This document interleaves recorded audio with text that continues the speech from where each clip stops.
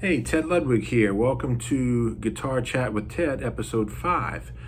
Today we're going to discuss some concepts that in rhythmic permutations, pentatonics, side slipping. There's also some diminished concepts based off a diminished scale, which would be like a mixed tension dominant 7 chords. So I think what might be the best tune to show some of this stuff on would be a nice, I got rhythm or rhythm change tune. And I think maybe we'll play Oleo. So let me pull up to play along and hope you enjoy.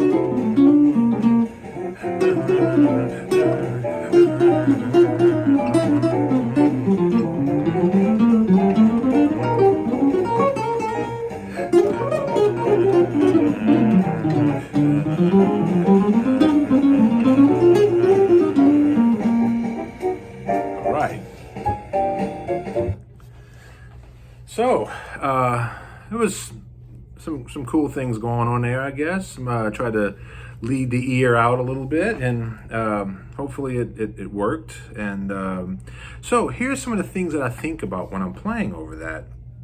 So first thing is pentatonics, and using the pentatonics as a way of sort of creating almost a harmonic generalization. So I'm not thinking of every change on rhythm sections. I'm just kind of thinking of one sort of modal point and then working off of that.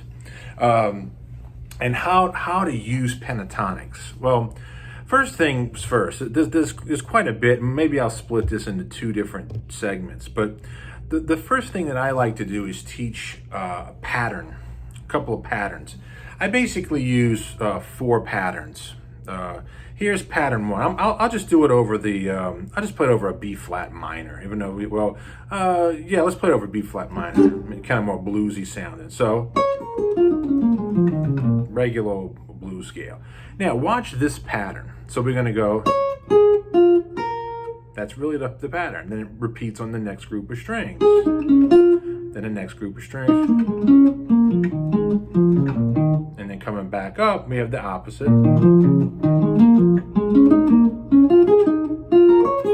Now, to get that up to tempo, we want...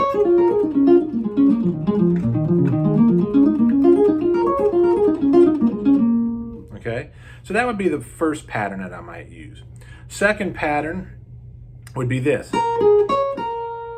I call that the Peter Frampton pattern. You know, but and then the next one, and then the next one, and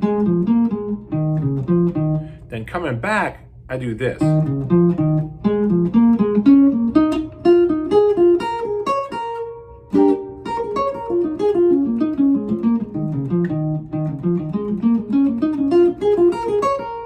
It's nice sounding.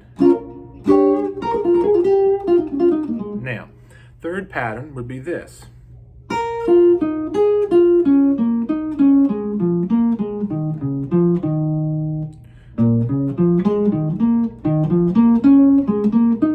Sorry.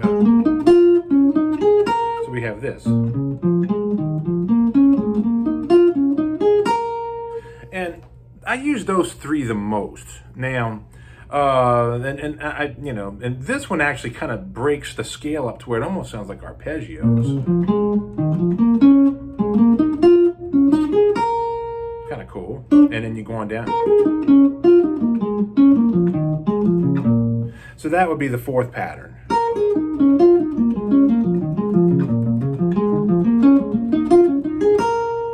So those would be the patterns that I use the most. And you can make up other patterns. Another one that I like to use is just straight fourths. Now, here's where it gets interesting, is when you apply something, which I like to call a rhythmic permutation to this. So a rhythmic permutation is basically, we're going to keep the pattern exactly the same. The notes, the order of notes will not change. So if I do the first pattern I showed you, I get this. Okay, and so forth. But now when I apply a permutation, if you notice, those patterns are all in groups of 4 notes. What's 4, 4, 4. So now what we're going to do to create a permutation of 3, we're going to keep the pattern exactly the same, but we're going to make every 3rd note a quarter note. The rest of them, we were playing 8th notes before, but if we play every 3rd note a quarter note, we get this. Remember, the pattern stays the same.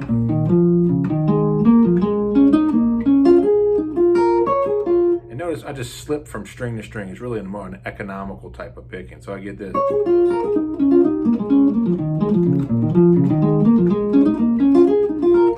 If I'm thinking of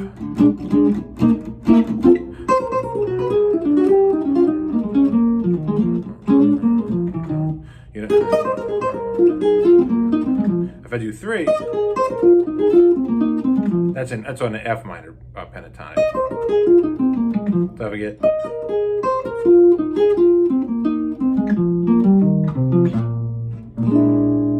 kind of cool.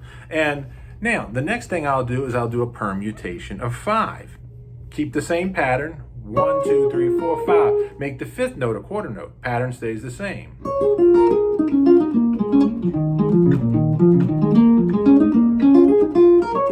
Let me slow it down a little bit.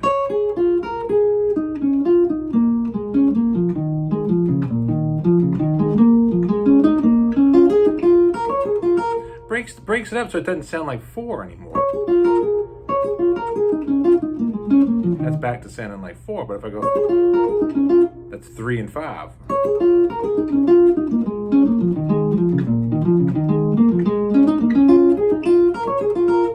Okay, you can also do a permutation of 7, like just like this.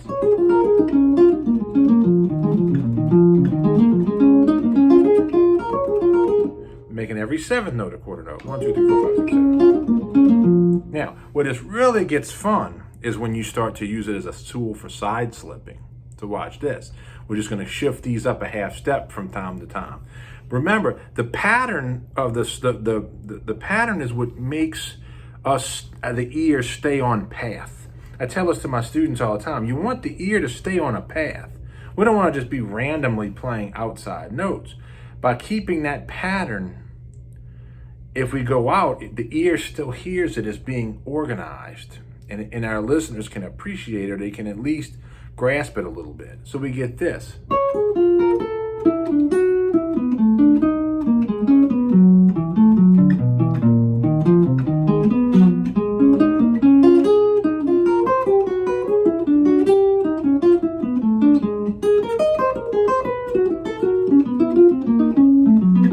So if I'm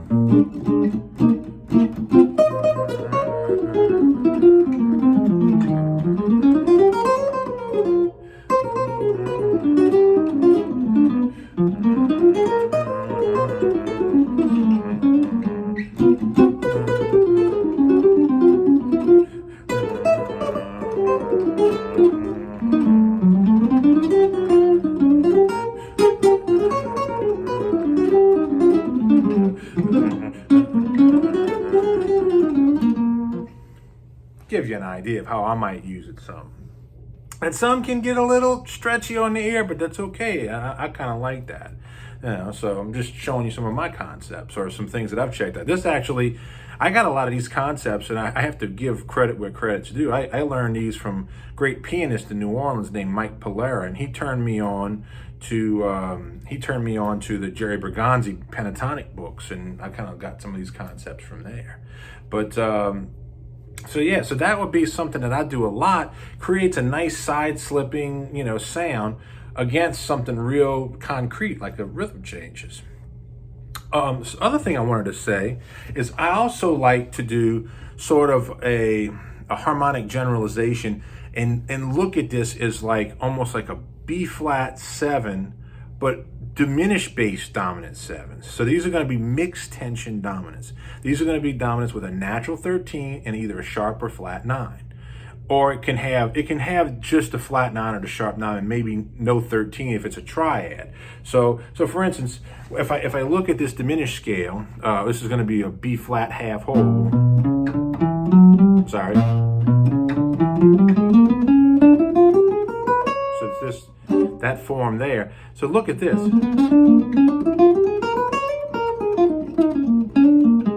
Look at this. We take that scale, now we have like 13 flat 9, 13 sharp 9, and these can function just like diminished. We can take, so like a triad, but we have a flat 9. So we get this, we put a 13 in there. And these chord voicings function just like diminished.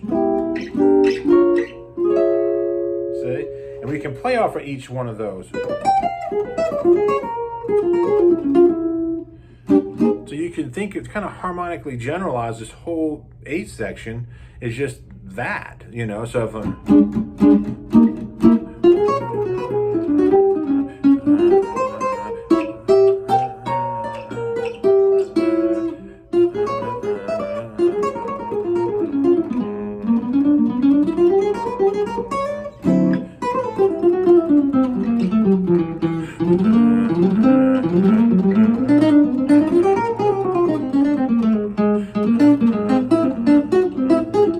another harmonic generalization, whole tones. Just stinging whole tones against it, But the diminished works so beautifully for this. And I love to play clusters. So cluster, I'm just thinking of the scale. And I'm looking at, well, there's a nice cluster. I love that note in between, too. Use it just like a diminished.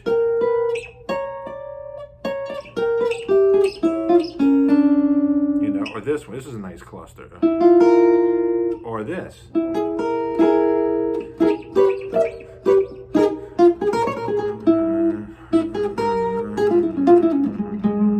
Yeah, and I'm kind of making a little, I call this a diminished pentatonic. It's just basically the outer edges of a diminished scale.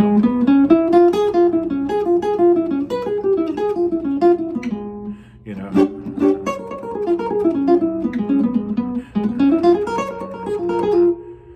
So you can play around with that.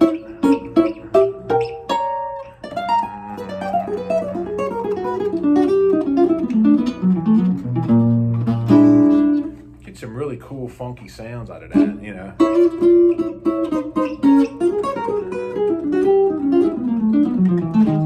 That's adding some chromaticism into the pentatonic. So if we go filling in that secret, I call it the secret scale. It's just a, but shift it.